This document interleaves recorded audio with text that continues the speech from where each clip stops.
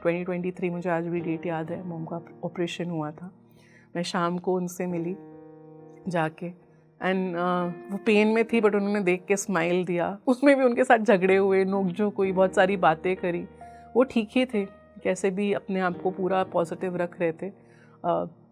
31 जनवरी उनका एनिवर्सरी था, हमने सेलिब्रेट किया। 3 फेब उनका बर्थडे होता है, तो हमने वो सेलिब्रेट किया।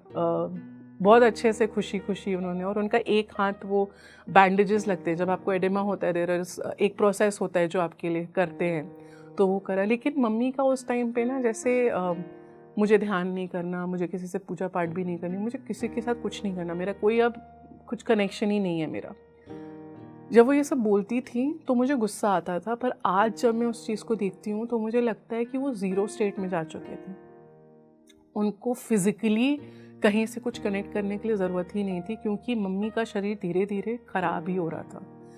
उनको जब मैंने फेब में देखा, वो सेम हंसती फिरती चलती हुई चल पा रहे थे, पर वो 6 महीने बैठे रहे। उनकी बॉडी में इतना ज़्यादा प्रॉब्लम हो गई थी, क्योंकि उनका हाथ इतना स्वोलन था कि वो लेट नहीं सकते थे, सो बैठे रहते थे। तो उनके लिए काउच आ गया था घर पे, बैठने के लिए भी उनके लिए एक पिलो आ गई थी जिस पे वो आराम से टेक लगा के बैठ पाएँ। बट एक टाइम ऐसा आया जब आई थिंक मार्च अप्रैल की बात है, she gave up, she cried कि अब नहीं हो रहा मुझसे। अगर मुझे कोई एक इस समय आकर मुझसे अगर कोई एक आखिरी इच्छा पूछे, मैं बोलूँगी मुझे ना सोना है, मैं सो नहीं पा रही हूँ। इतना टूटने के बाद भी वो लेडी हंसती थी, मुस्कुराती थी, खोखला हो चुका था शरीर, she had become this thin. मेरी एकदम healthy glowing mother has become this thin and she is laughing, she is laughing, she is smiling and it was beautiful. By the end of it उन्हें खाने का test आना बंद हो गया था। कभी कभी रात में बहुत रोते थे, सो हम लोग कोशिश करते रहते थे कि कोई ना कोई उनके पास रहे। And I think I am very grateful कि मेरी इतनी अच्छी फैमिली है, कोई ना कोई मम्मी के पास वो 6 महीने में था।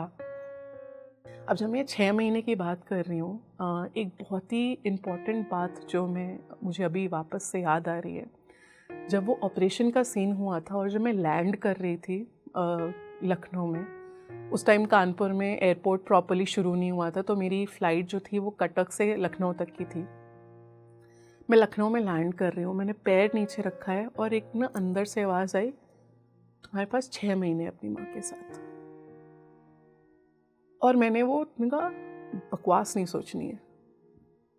आई was not ready to let my mother go, despite में कितनी ही नॉलेज हो, कुछ भी हो, and I want to accept this. क्योंकि मैं अपने इमोशन से भाग नहीं सकती। I was not ready to let go of my mother. कोई भी बच्चा अपने पेरेंट्स को, वो कितना ही ज्ञानी हो, कुछ भी हो, एक वो ह्यूमन इमोशन आता ही है। एंड आई थिंक यही पत्री जी बात करते थे कि ये इमोशंस को एक्सपीरियंस करना बहुत इंपॉर्टेंट होता है।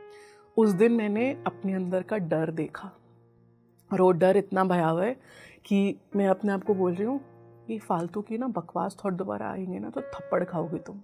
मैं खुद को बोल रही हूँ। एंड आई वेंट, बट अंदर से मुझे पता नहीं, मैंने मम्मी को देखा, वो सेम, तुम्हारे पास 6 महीने हैं।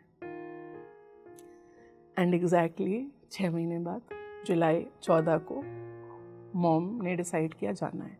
उनका जो आखिरी वीडियो मेरे पास है, उसमें वो एक लीन थिन लेडी जिसका एक हाथ स्वोलन है, उसके वूंड्स ओपन हैं, शी इज़ इतना डिस्ट्रेस में है वो, मेंटली फिजिकली, और वो हंस रही है, वो जोक्स क्रैक कर रही है और वो हंसती जा रही है, और वो ऐसे हंस रही है कि 4 लोग वो वीडियो देख के हंसना शुरू कर दें। एंड आई थिंक वो memory I will keep till the end of my life, कि पहाड़ भी आ जाए ना सामने, गो एंड डू इट।